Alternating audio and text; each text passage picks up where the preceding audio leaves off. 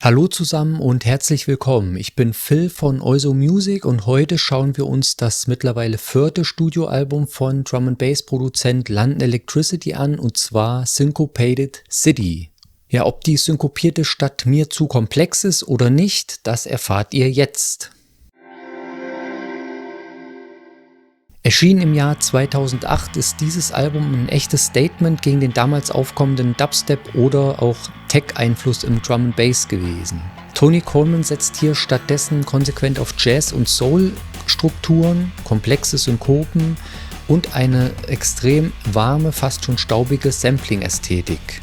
Eine Hommage an die Londoner Jazz-Szene und das Nachtleben. An Bord sind natürlich auch hier wieder erstklassige Gastsänger, natürlich allen voran die großartige Liane Carroll, und man hört hier auch das erste Mal Elsa Esmeralda, mit der Tony später auf dem Album Yikes noch intensiver zusammenarbeiten sollte, sowie auch den langjährigen Weggefährten Tomahawk. Wir kommen nun zur Track-by-Track-Analyse. Ein organischer Einstieg in das Album gelingt mit Bare Religion, das vermutlich ein Vocal-Sample von The Sweet Inspirations nutzt. Der Track besticht durch seine vielschichtige Struktur aus schönen Streicherflächen und einer markant tief spielenden Sub-Bassline. Die zahlreichen eingearbeiteten Klänge machen das Stück extrem abwechslungsreich und erzeugen sofort auch Lust auf mehr. Bei This Dark Matter trifft ein kräftiger, fast schon hektischer Two-Step-Beat auf eine melancholische Schwere, die durch wundervolle Streicher getragen wird. Liane Carroll liefert hier großartige Vocals ab, die mich stellenweise massiv auch an Lauryn Hill von den Fugees von der Stimmfarbe her erinnert hat. Insgesamt ein verdammt starkes Stück Musik, das trotz seiner dunklen Materie absolut überzeugt. Ja, dunkle Materie kann man ja bekanntlich nicht sehen. Damit ihr hier aber nicht komplett im Dunkeln tappt, gibt es jetzt was ordentlich auf die Ohren mit der Hörprobe Nummer 1.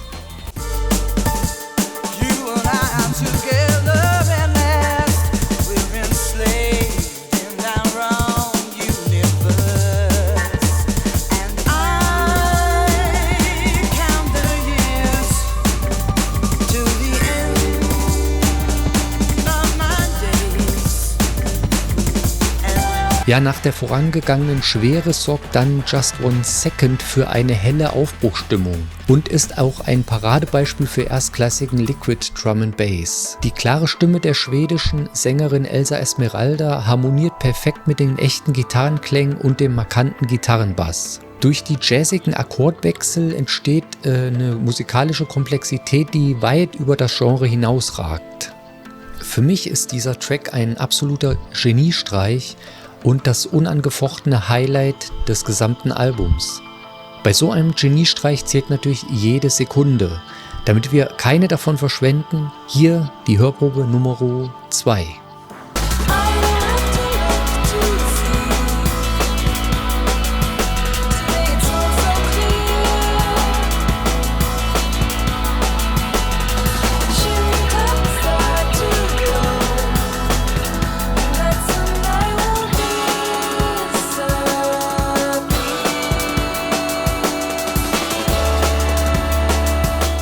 Bei All Hell is Breaking Loose schlägt das Album eine unruhigere Richtung ein, die mit markanten Brasselementen ordentlich Alarm macht.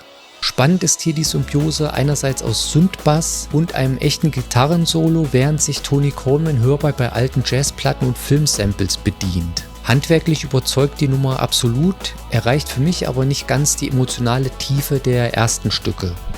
Nach dem Trubel liefert dann Southeastern Dream entspanntes Sonnenuntergangsfeeling mit warmen Bläsern und afrikanischen Gesängen. Das Stück versprüht einen angenehmen Weltmusik-Vibe und übersetzt die Weite der Steppe gekonnt in ein Drum-and-Bass-Gerüst. Insgesamt gesehen ist das ein sehr chilliger und auch organischer Track, der sich perfekt zum Runterkommen nach den sehr schnellen Beats auch sehr gut eignet. Ja, düstere, fast schon cineastische Töne schlägt dann der Track Nummer 6, Attack Ships on Fire an, veredelt durch die Vocals von Tomahawk. Musikalisch schwebt das komplexe Stück zwischen staubigem Western und kühlem Sci-Fi, ergänzt durch melancholische Pianoläufe. Ein echtes Highlight bei dem Track ist dann der verträumte Mittelteil, in dem sich der legendäre Plugin-Mönch Dalai Lama als sozusagen quasi Easter Egg verbirgt, ist ein sehr stimmungsvolles Gesamtpaket insgesamt gesehen. In The Point of No Return übernimmt dann erneut Liam Carroll das Mikrofon und verleiht dem Track eine tiefe, nächtliche Aura. Musikalisch dominiert hier ein sublastiger Wobblebass, der auf atmosphärische Streicher im Stile der legendären Solina Strings trifft. Ist insgesamt gesehen ein sehr stimmungsvoller Song mit starker Eigenständigkeit, der für mich persönlich aber nicht ganz an die Strahlkraft der absoluten Album-Highlights heranreicht.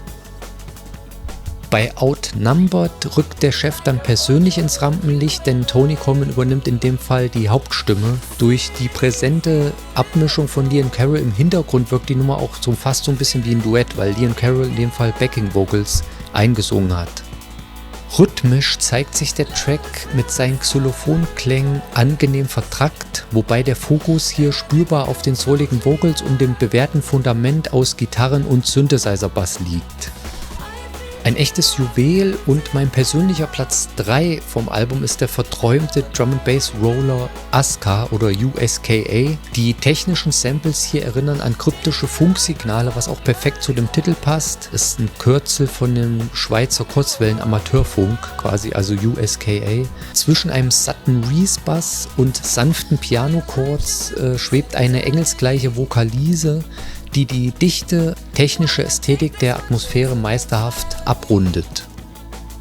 Als nächstes empfangt ihr ebenfalls was sehr Gutes, und zwar die Hörprobe Nummer 3.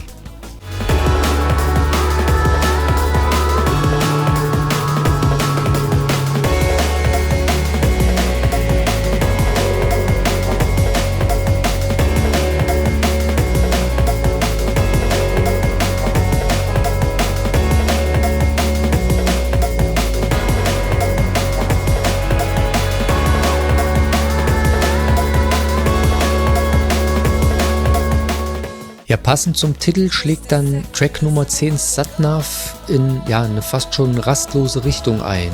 Im Zentrum stehen hier markante, rauchige Soul-Vocals, die dem Song eine enorme Dynamik verleihen. Ganz besonders ab der Hälfte überzeugt das Stück durch jazzige Akkordwechsel und einen verspielten Scat-Chorgesang, den Tony Coleman wohl auch selbst eingesungen hat. Ist insgesamt gesehen ein sehr lebendiger Track, der durch diese persönliche und organische Note absolut Fahrt aufnimmt. Zum Abschluss gibt es bei Syncopated City Revisited dann ein Wiedersehen mit dem Thema des Vorgängeralbums, veredelt durch die Stimme von Liam Carroll. Musikalisch ist dieser Take im anspruchsvollen 5/4-Takt gehalten, damit auch herrlich vertrackt und extrem synkopiert.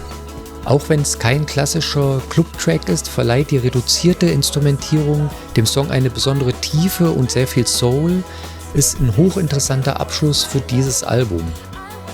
Ja, zusammenfassend lässt sich sagen, dass Syncopated City ein beeindruckend vielschichtiges Album ist, das die Grenzen des Liquid Drum & Bass auch konsequent erweitert. Tony Coleman beweist hier auch ein unglaubliches Händchen für die Symbiose aus einerseits jazzigen Strukturen, organischen Instrumenten und aber auch technischer Präzision. Wenn nicht jeder Track die enorme Durchschlagskraft eines Just One Second hat, bleibt das Niveau aber durchgehend hoch und handwerklich über jeden Zweifel erhaben. Für mich persönlich ist das ein absolutes Vorzeigealbum für intelligenten, souligen Drum & Bass. Ja, alles in allem höre ich persönlich Syncopated City bei 7,6 Punkten und damit würde ich das Album hinter Billion Dollar Gravy auf Platz 2 im London Electricity Ranking einordnen. Aber wie die Wertung genau zustande kommt und ich die Tracks einzeln bewerte, habe ich euch mal wieder haargenau unten aufgeführt in der Videobeschreibung. Aber ja, das war wie immer nur meine Sicht auf Syncopated City. Wie hört ihr denn das Album? Schreibt es mir mal unten in die Kommentare rein. Das würde mich sehr, sehr freuen. Ansonsten war es das mal wieder für heute. Ich bin Phil von Euso Music. Vielen Dank fürs Zusehen. Und dann sage ich mal wieder bis zum nächsten Mal.